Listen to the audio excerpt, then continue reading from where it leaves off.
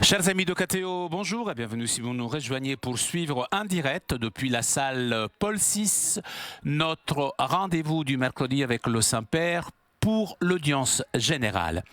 Nous attendons l'arrivée du Saint-Père, ce jour un petit peu mythique, le 12.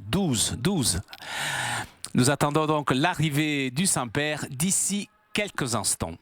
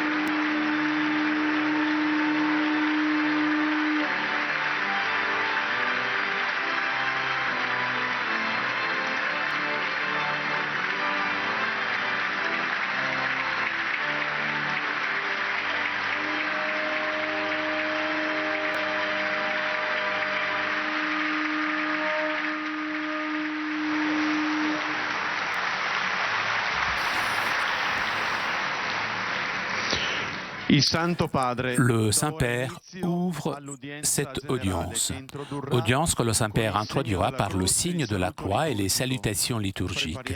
Apprêtons-nous à accueillir sa parole et recevoir sa bénédiction.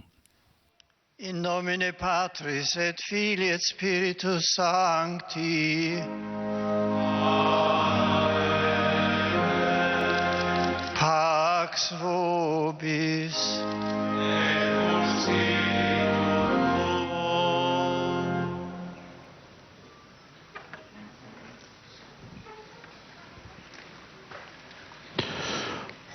Dal Vangelo secondo Marco. Dopo che Giovanni fu arrestato, Gesù andò nella Galilea, proclamando il Vangelo di Dio e diceva: il tempo è compiuto e il regno di Dio è vicino. Convertitevi e credete nel Vangelo. Parola del Signore.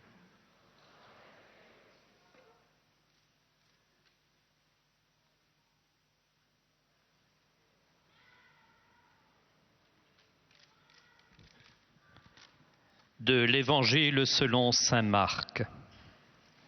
Après l'arrestation de Jean-Baptiste, Jésus partit pour la Galilée proclamer la bonne nouvelle de Dieu.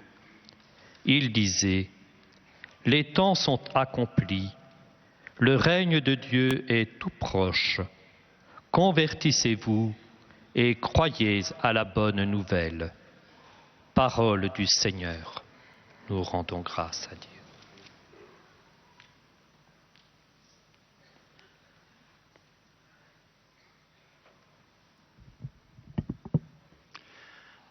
A reading from the Gospel of Mark. After John was arrested, Jesus came into Galilee, preaching the gospel of God and saying, "The time is fulfilled, and the kingdom of God is at hand. Repent and believe in the gospel." The word of the Lord.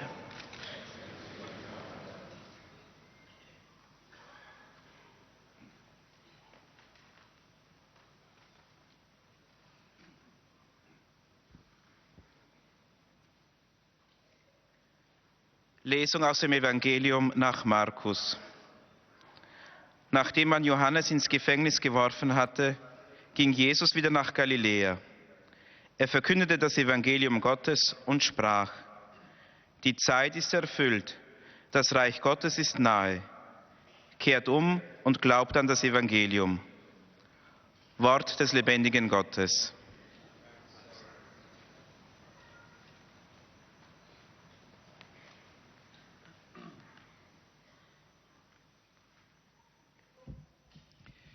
Lectura del Santo Evangelio según San Marcos. Cuando Juan fue entregado, Jesús marchó a Galilea a proclamar el Evangelio de Dios. Decía: se ha cumplido el tiempo y está cerca el reino de Dios. Convertíos y creed en el Evangelio. Palabra del Señor.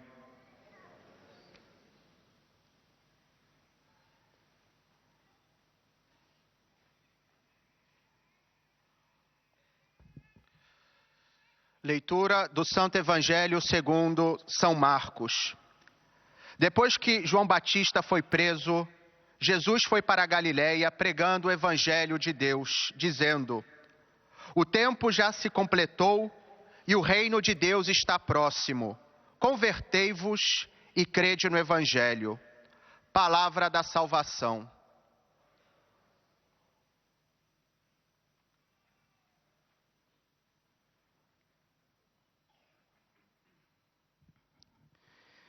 قراءة من إنجيل ربنا يسوع المسيح بحسب القديس مرقس.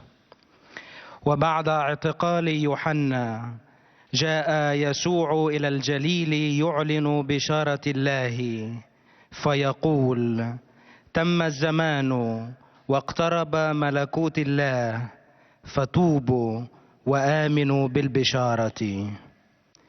كلمة الرب.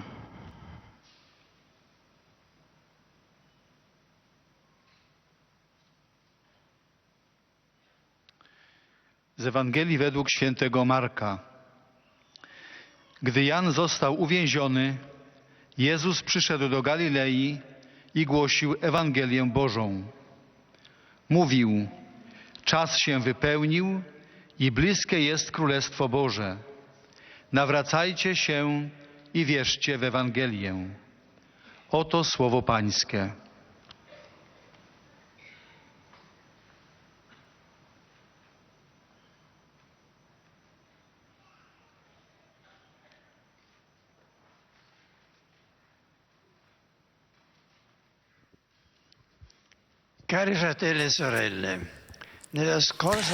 Lors de la dernière catéchèse, j'ai parlé de la révélation de Dieu en tant que communication qu'il fait de soi-même et de son dessein de bienveillance et d'amour.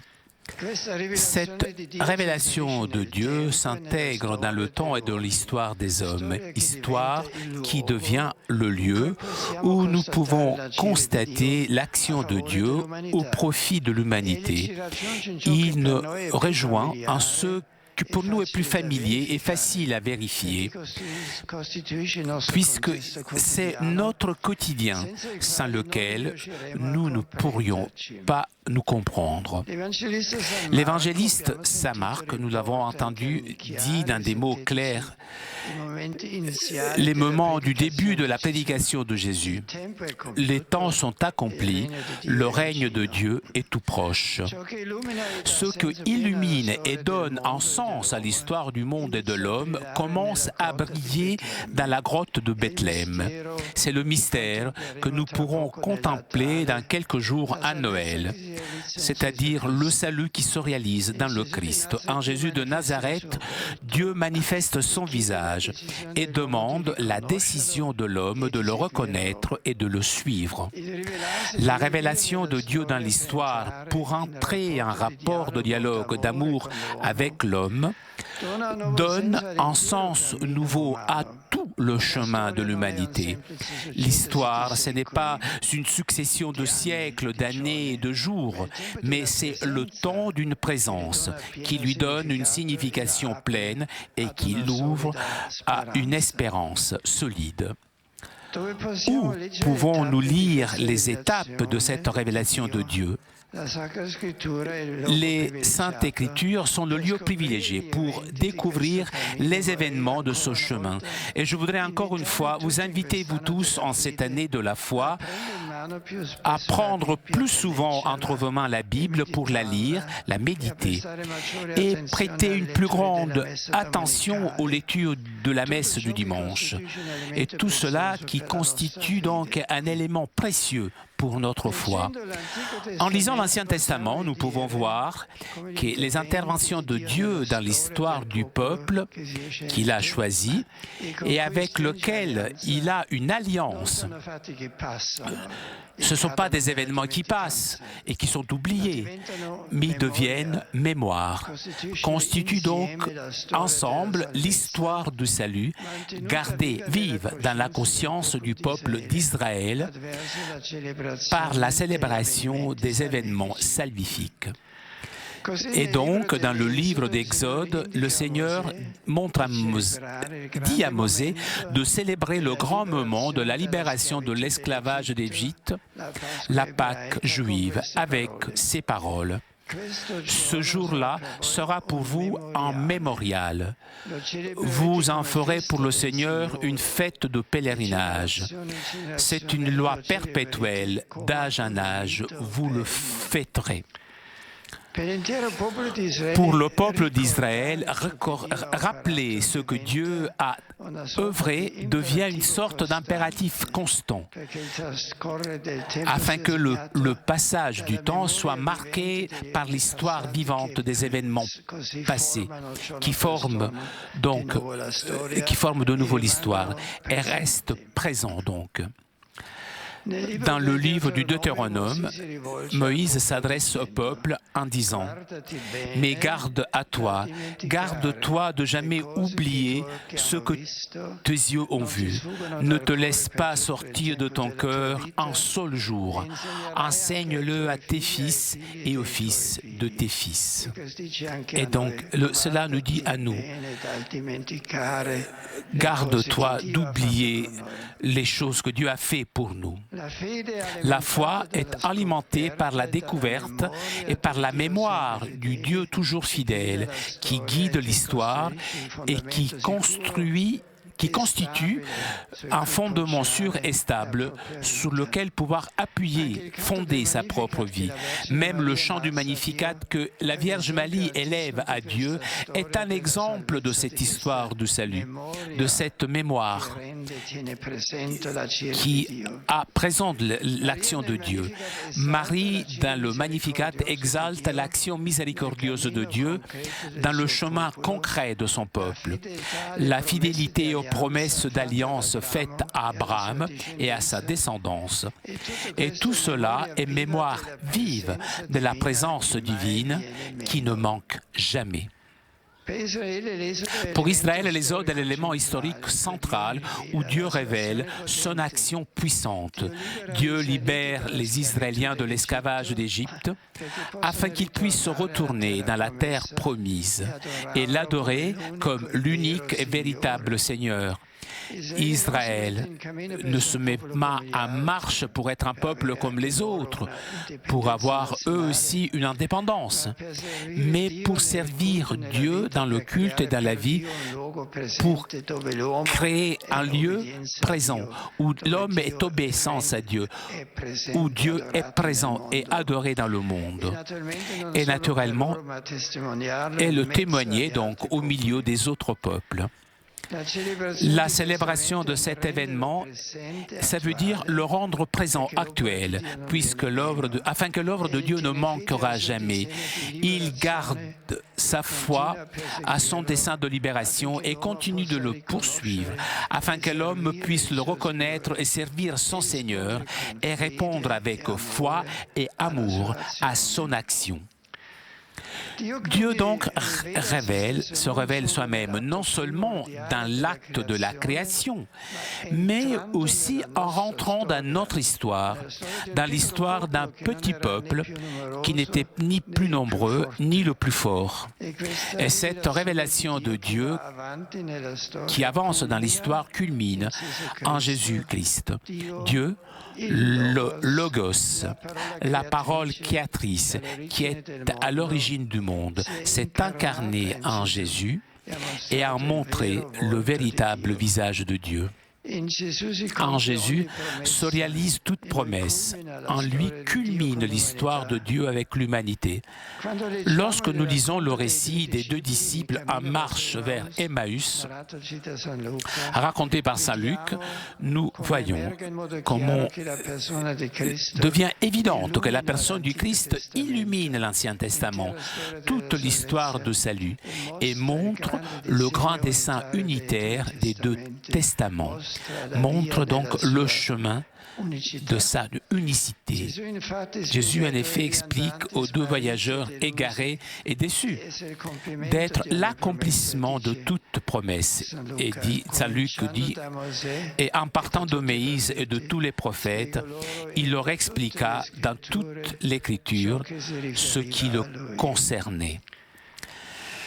L'évangéliste raconte donc de l'exclamation des deux disciples après avoir reconnu que ce compagnon de voyage n'était rien d'autre que le Seigneur. Alors, ils se dirent l'un à l'autre, « Notre cœur n'était-il pas brûlant à nous tandis qu'il nous parlait sur la route et qu'il nous faisait comprendre les Écritures ?» Le catéchisme de l'Église catholique résume les étapes de la révélation divine en montrant le développement. Dieu a invité l'homme, dès le début, à une communion intime avec lui, et aussi lorsque l'homme, par sa propre désobéissance, a égaré son amitié, Dieu ne l'a pas abandonné à la merci de la mort, mais il a offert beaucoup de fois aux hommes son alliance.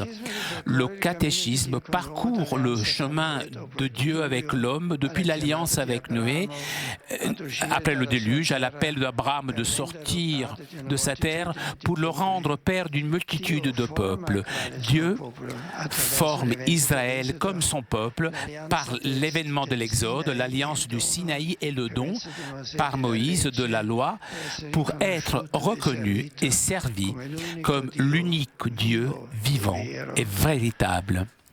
Avec les prophètes, Dieu guide son peuple dans l'espérance du salut. Nous connaissons par le deuxième livre d'Isaïe, le deuxième Exode et le retour de l'exil de Babylonie dans la propre terre, la fondation du peuple, et en même temps, beaucoup restent dans la dispersion et donc commence l'universalité de cette foi. Finalement, on n'attend pas seulement un roi, David, un fils de David, mais un fils d'homme. Le salut de tous les peuples se réalise des rencontres interculturelles, tout d'abord avec Babylonie, la Syrie, ensuite avec les Grecs. Et donc nous voyons comment le chemin de Dieu s'élargit, s'ouvre toujours plus vers le mystère du Christ, le roi de l'univers. Dans le Christ se réalise enfin, finalement, la révélation dans sa plénitude, le dessein de bienveillance de Dieu qui lui-même devient l'un d'entre nous. Je me suis arrêté sur le fait de faire mémoire sur l'action de Dieu dans l'histoire de l'homme pour montrer les étapes de ce grand dessein d'amour témoigné dans l'Ancien et dans le Nouveau Testament.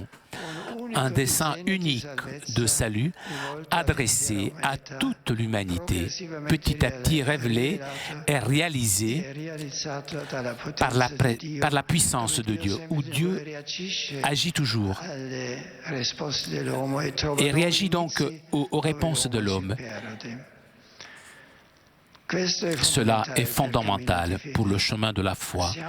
Nous sommes dans le temps liturgique de l'Avent qui nous prépare à Noël.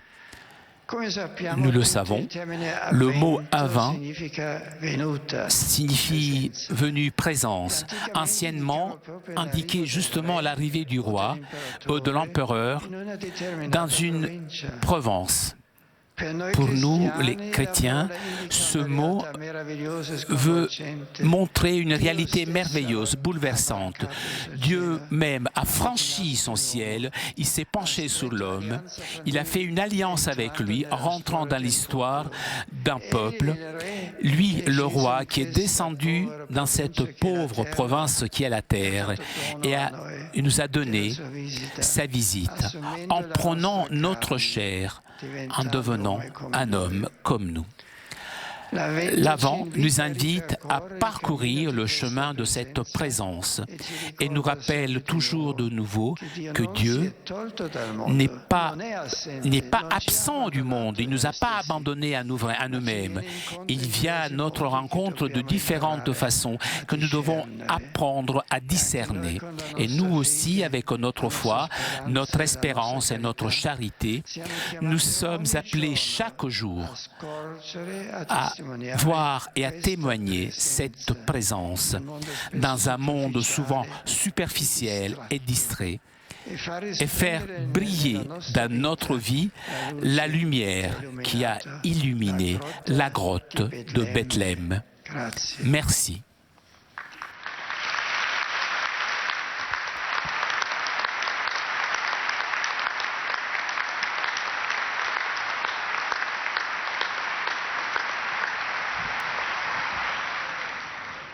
Très Saint-Père, les pèlerins de langue française sont heureux de vous exprimer leurs sentiments respectueux et leur filial attachement.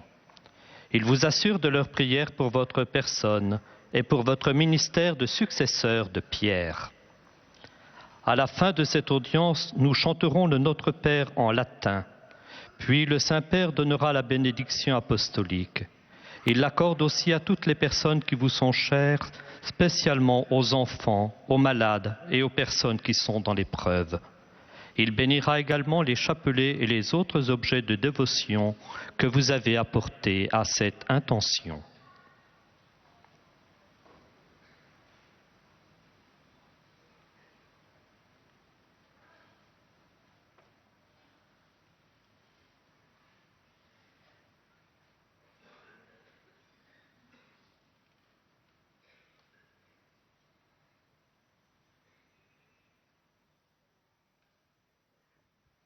Chers frères et sœurs, les Saintes Écritures sont le lieu privilégié pour découvrir les grandes étapes de la révélation de Dieu.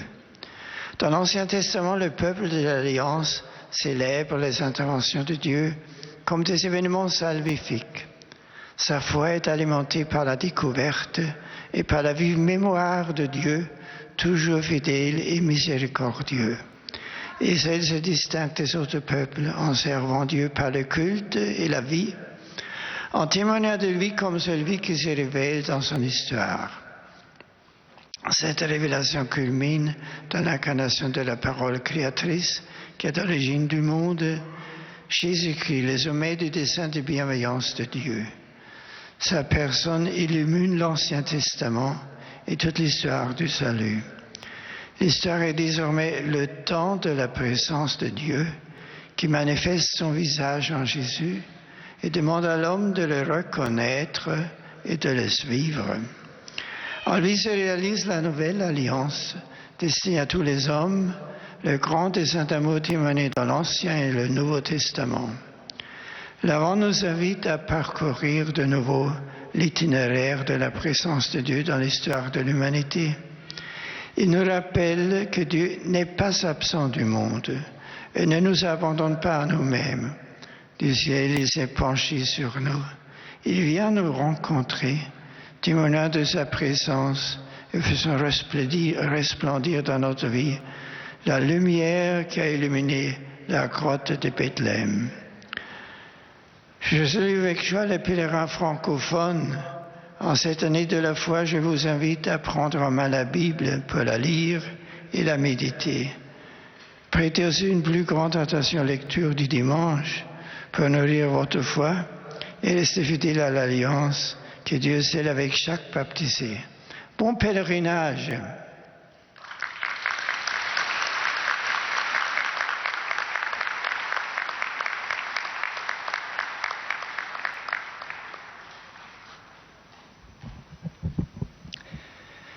Most Holy Father, the English-speaking visitors and pilgrims are happy to have this occasion to express to you their sentiments of respect and esteem, and to assure you of their prayers for your ministry as the successor of Peter.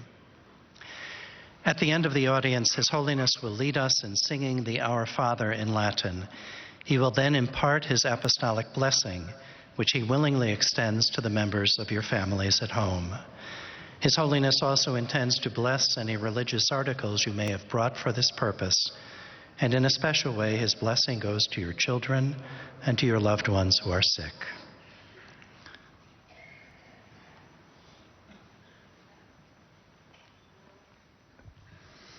Dear brothers and sisters, continuing our catechesis for this year of faith, we now consider the unfolding of God's self-revelation and His saving plan.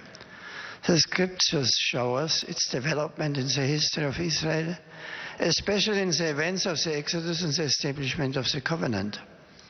Down the centuries, Israel cherished and celebrated the memory of these saving events, and so the prophets learned to look forward to a new and eternal covenant destined for all mankind. The one divine plan, realized gradually in human history, culminated in coming of Jesus Christ, the incarnate Son of God. In this Advent season, we are invited to contemplate this progressive revelation of God's saving plan and to realize that in Christ God continues to draw near to us.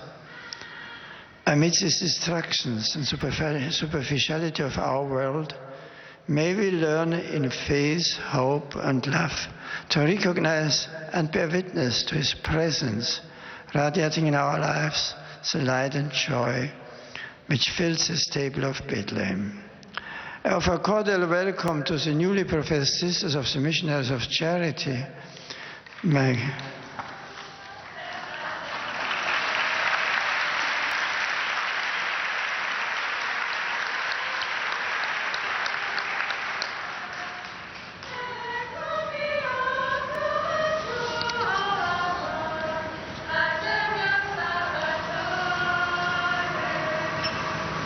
Thank you.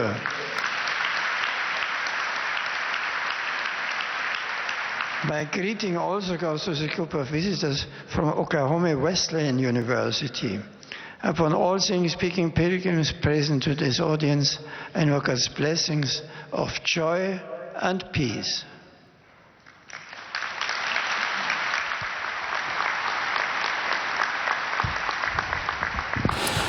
Toujours en direct de la salle Paul VI pour notre rendez-vous du mercredi avec le Saint-Père. Saint-Père qui a salué les fidèles de langue française, de langue anglaise. Et le Saint-Père s'adressera à ses compatriotes et à tous les fidèles de langue allemande. Sie versichern Sie zugleich Ihres besonderen Gebetsgedenkens für Ihren apostolischen Dienst als Hirte der universalen Kirche. Zum Schluss dieser Audienz singen wir gemeinsam das Vaterunser in lateinischer Sprache. Danach wird der Heilige Vater allen Anwesenden den apostolischen Segen erteilen. Gern schließt er darin ihre Angehörigen ein, besonders die Kranken und die Kinder. Zugleich segnet er auch die Rosenkränze und die übrigen Andachtsgegenstände, die sie dafür mitgebracht haben.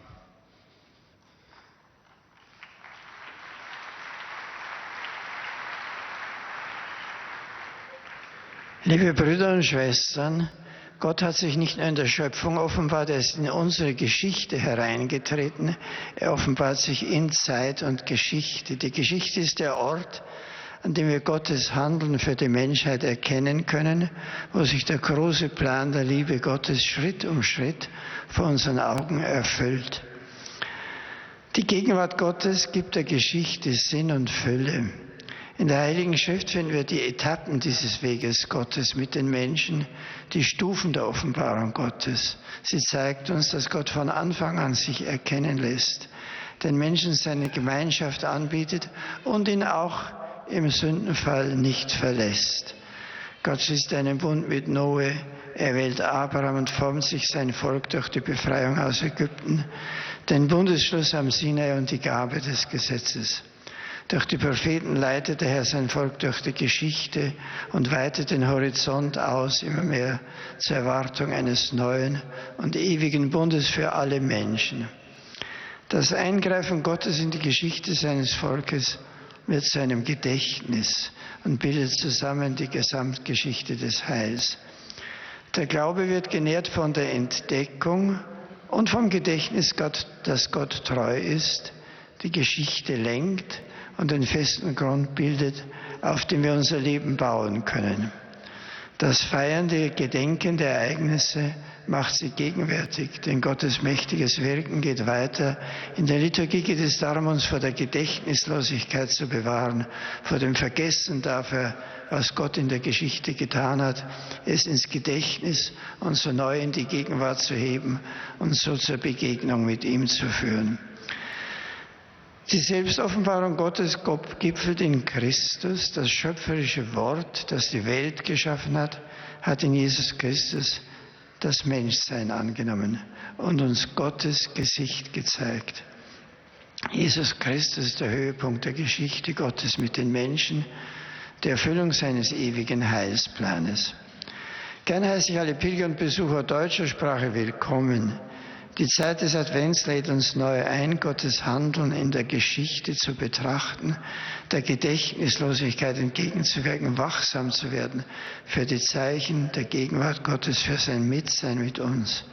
Gott ist nicht weggegangen von der Geschichte, er ist da. Wir müssen nur aufmerksam sein und ihm unsererseits entgegengehen. Wir wollen seine Gegenwart von Tag zu bezeugen und das Licht der Menschwerdung Gottes durch unser eigenes Leben hindurchscheinen lassen. Der Herr schenke euch allen einen gesegneten Advent.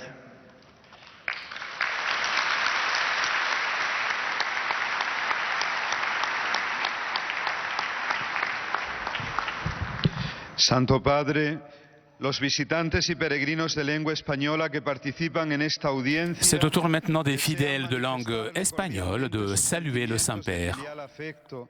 Que acompañan con sus fervientes oraciones por vuestras intenciones de pastor de toda la Iglesia.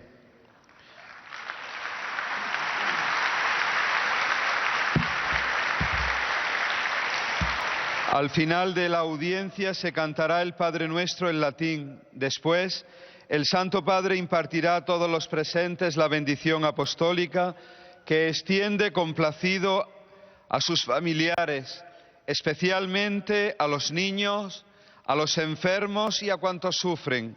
Bendice también los rosarios y objetos de devoción que los peregrinos llevan consigo.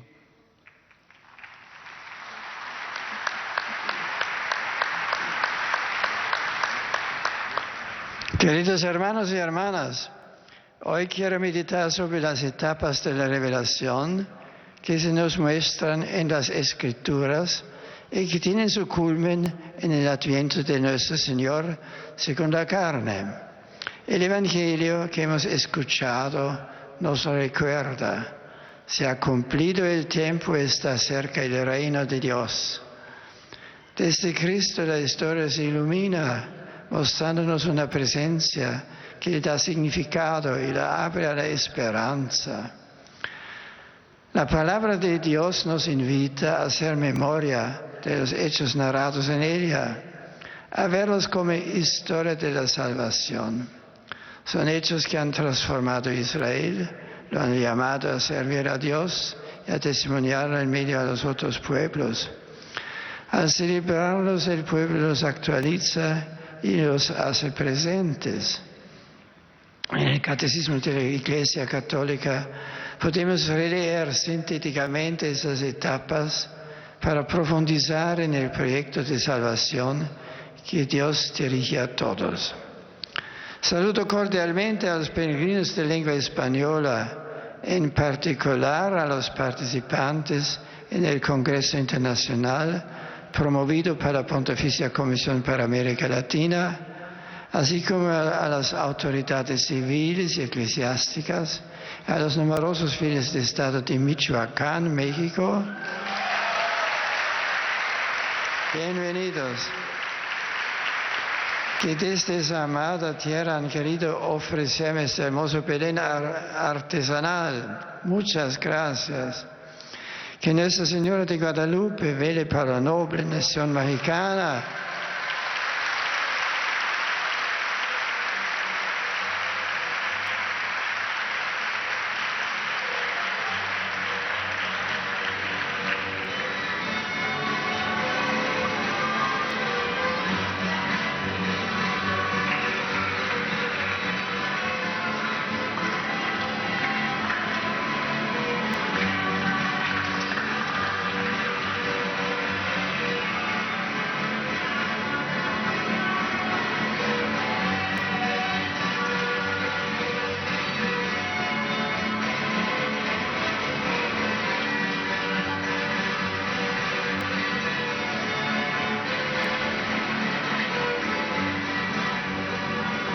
Gracias.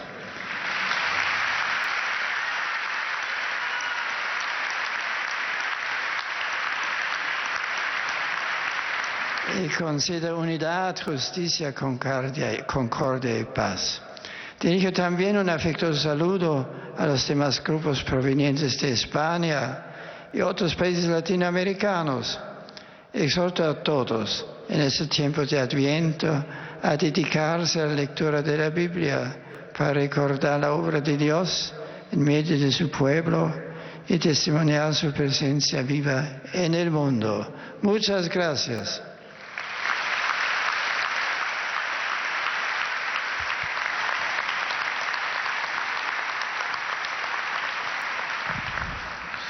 Santo Padre, os peregrinos de língua portuguesa presentes nesta audiência testemunham a vossa santidade, sentimentos de gratidão e afeto filial, que acompanham com as suas orações pelas vossas intenções de pastor da Igreja Universal. C'est au tour maintenant des fidèles de langue portugaise de saluer le Saint-Père. Depois, o Santo Padre concederá a todos os presentes a bênção apostólica, extensiva aos seus familiares, especialmente aos doentes, às crianças e a todos quantos passam por dificuldades. O Santo Padre abençoará igualmente todas as lembranças e objetos religiosos que os peregrinos tenham consigo.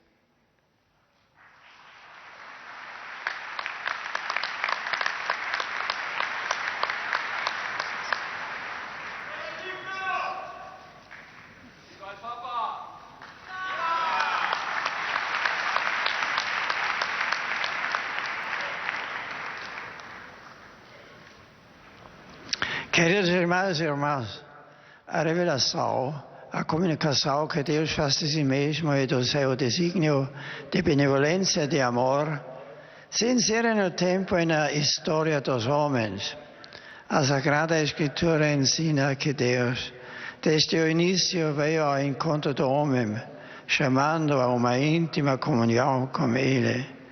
E mesmo quando o homem se afastou dele pela desobediência, Deus não cessou de oferecer ao homem a sua aliança, como Noé, depois do dilúvio, chamando Abraão a deixar a sua terra para tornar-se pai de uma multidão de povos, libertando o povo de Israel da escravidão do Egito, estabelecendo uma aliança, guiando Israel por meio dos profetas, fazendo crescer a esperança de uma nova aliança, destinada a todos os homens e que realiza em Cristo, aquele que ilumina e dá sentido pleno à história de Deus com a humanidade. De fato, estes são acontecimentos que não passam, nem caem no esquecimento, mas se tornam memória, constituem a história da salvação. Assim, a fé alimentada pela descoberta e memória de Deus sempre fiel, que guia a história e constitui o fundamento seguro e estável sobre o qual podemos apoiar as nossas vidas. Queridos peregrinos de língua portuguesa, sede bem-vindos. possa preparação para o Natal, neste tempo de Advento, vos recordar que Deus vem ao encontro de cada ser humano. Meditai a palavra de Deus, precioso elemento da vossa fé, para assim resplandecer nas vossas vidas a luz de Cristo que iluminou a gruta de Belém. Que Ele vos abençoe.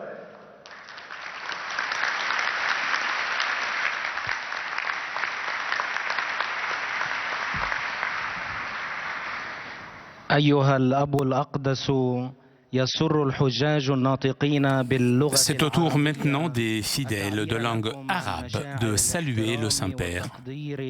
المفعم بامتنانهم البنوي إنهم يؤكدون صلاتهم لقداستكم ولشخصكم ولخدمتكم كخليفة القديس بطرس. في نهاية هذه المقابلة سنرتل معا صلاة الأبانا باللغة اللاتينية، ثم سيمنح قداسة البابا البركة الرسولية لكم ولجميع أحبائكم أيضا، خاصة للأطفال وللمرضى ولجميع الأشخاص الذين يتألمون. سيبارك كذلك المسابح والأشياء الخاصة بالتقويات التي جئتم بها لهذا الغرض. سنة الإيمان، مراحل وحي الله. إن وحي الله يدخل في تاريخ البشر ليضيء تاريخ العالم والإنسان ويعطيه معنى كاملا، خاصة في تجسد يسوع المسيح الناصر وموته وقيامته. إن الكتاب المقدس هو المكان المميز لاكتشاف أحداث مسيرة الله الأبوية مع شعبه ومع الإنسان، ولتغذية الإيمان من خلال تذكرنا لله الأمين دائما لعهوده، والذي يقودنا عبر التاريخ لنختاره كأساس ثابت وراسخ يمكننا أن نبني عليه حياتنا. ففي شخص المسيح يتحقق كل عهد، وفيه يبلغ تاريخ العلاقة بين الله والبشرية إلى ذروته. لهذا نجد في العهد القديم والعهد الجديد تدبير خلاص واحد ووحيد كشفه الله تدريجيا وحققه بقدرته الإلهية. زمن الاستعداد للميلاد الذي نحياه الآن يذكرنا بأن الله لا يتركنا لأنفسنا، يأتي للقائنا بطرق عديدة، فيجب علينا أن نتعلم كيف نميزها.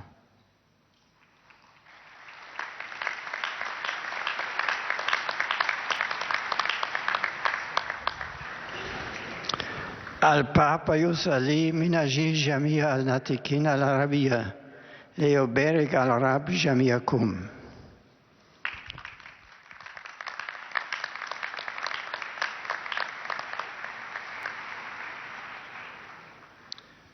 Ojcze Święty, pielgrzymi z Polski i z innych krajów obecni na tej Nous arrivons maintenant aux salutations des fidèles polonais. Najserdeczniejsze wyrazy czci i oddania oraz zapewnić o swej gorącej modlitwie we wszystkich intencjach związanych z apostolską posługą następcy Piotra.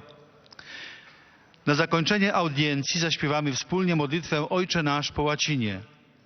Następnie Ojciec Święty udzieli wszystkim tu obecnym swego apostolskiego błogosławieństwa, obejmując nim również ich rodziny, dzieci chorych i cierpiących. Pobłogosławi także różańce oraz dewocjonalia, jakie pielgrzymi przynieśli ze sobą.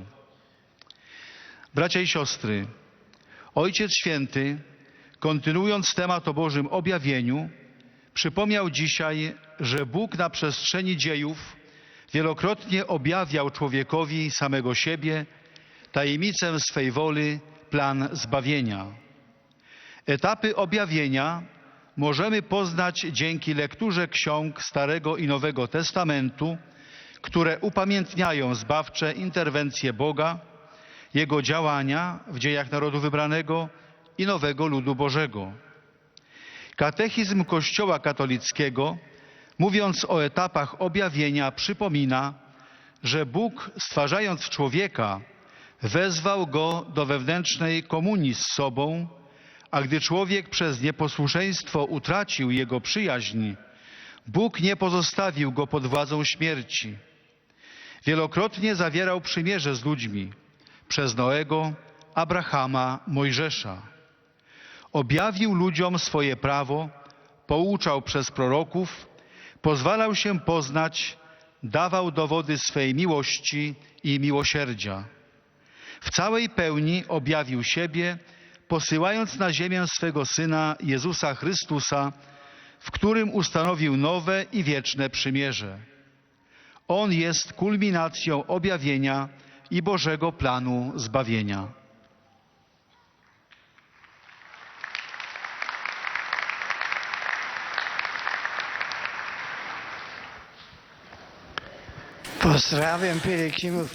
Je salue les pèlerins polonais. Le temps, frères et sœurs, le temps de l'Avent nous prépare au Noël du Seigneur. Il nous rappelle que Dieu s'est fait homme, il est présent parmi nous et il vient à notre rencontre. Il faut le voir, le reconnaître, l'accueillir. C'est comme ça que sa lumière, qui a illuminé les tables de Bethléem, cette lumière fera briller aussi notre vie. De tout cœur, je vous bénis.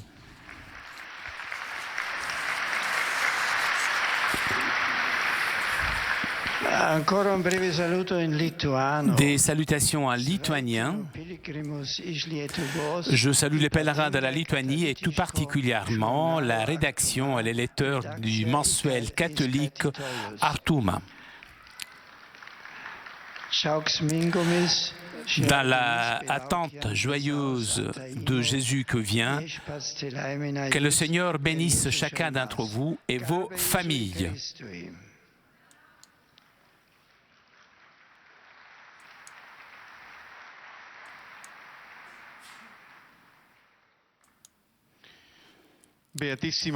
Et nous arrivons maintenant aux salutations des fidèles de langue italienne. Vi esprimono sincera devozione e filiale gratitudine e l'accompagnano con fervide preghiere al Signore per tutte le intenzioni del vostro universale ministero apostolico.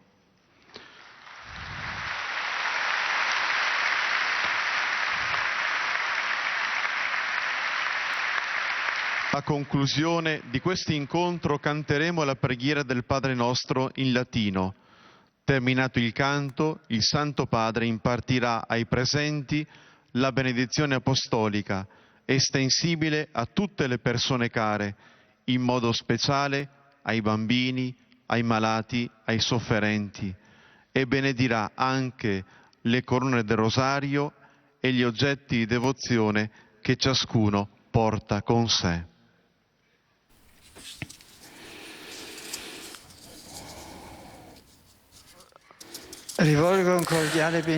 Je salue cordialement les pèlerins de langue italienne.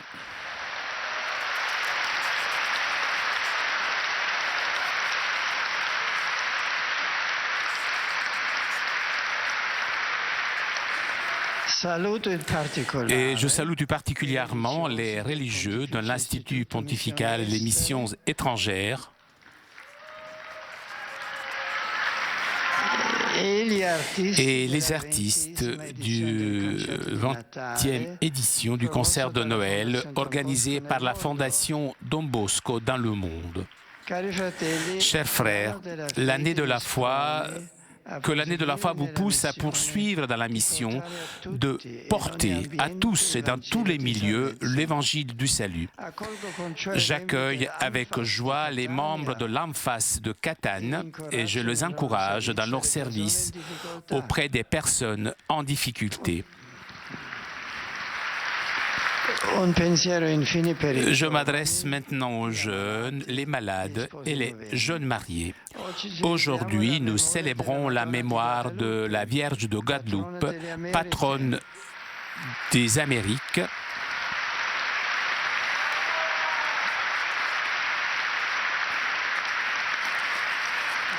e patrona anche Et della nuova evangelizzazione. étoile de la nouvelle évangélisation, chers jeunes, à l'école de Marie, apprenez à aimer, à espérer.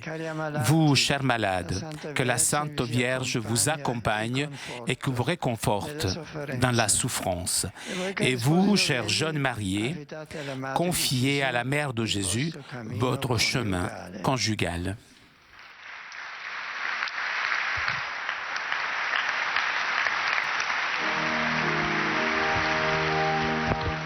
Pater noster, qui es in celis, sanctificetur nomen tuum, adveniat regnum tuum, fiat voluntas tua, sicut in cielo et in terra. Panem nostrum quotidianum da nobis hodie, et dimitte nobis debita nostra, sicut et nos dimittimus debitoribus nostris, et nos inducas in tentationem, sed libera nos a malo. Sit nomen Domini benedictum, ex hoc nunc et usque in saeculum. Adiutorium nostrum in nomine Domini, qui feci celum et terra. Benedicat vos omnipotens Deus, Pater et Filius et Spiritus Sanctus.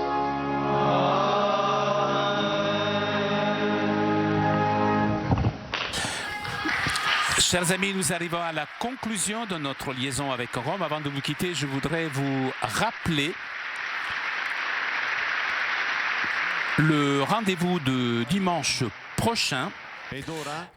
Attendez, le Saint-Père maintenant pourra envoyer son premier tweet. C'est un moment important.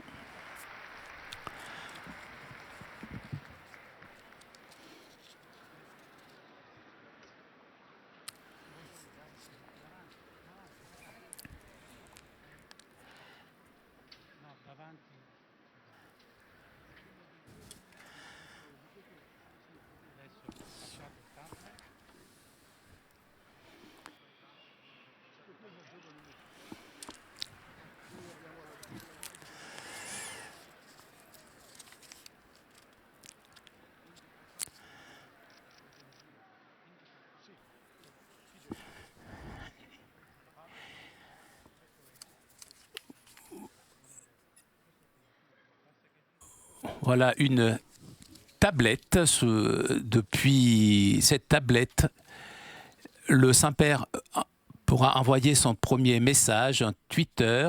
Message, on nous dit, de 140 caractères. Voilà. Le message est parti. Chers amis, c'est avec joie que je m'unis à vous par Twitter et je vous remercie de vos réponses.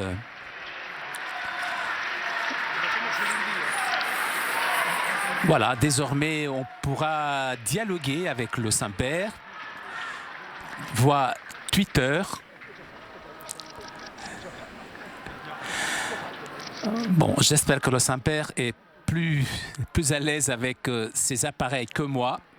Je suis particulièrement mauvais. Apparemment, le Saint-Père est à l'aise. Son premier message est parti. Et c'est donc sur ces images que nous allons nous quitter. Et je vous disais avant de vous quitter, je voudrais vous rappeler notre rendez-vous de dimanche prochain à partir de 9h30. Vous pourrez suivre en direct de la paroisse San Patrizio al Colle Perestino de Rome, donc la Sainte Messe présidée par le Saint-Père qui ensuite se rendra au Vatican pour le rendez-vous de l'Angelus de midi. Merci à toute l'équipe de KTO et tout particulièrement à Raphaël. Merci aussi à nos amis d'Immédiat. Merci à CTV SAT 2000 pour les images. Je vous donne quant à moi rendez-vous dimanche prochain à partir de 9h30. Merci de votre fidélité et à très bientôt.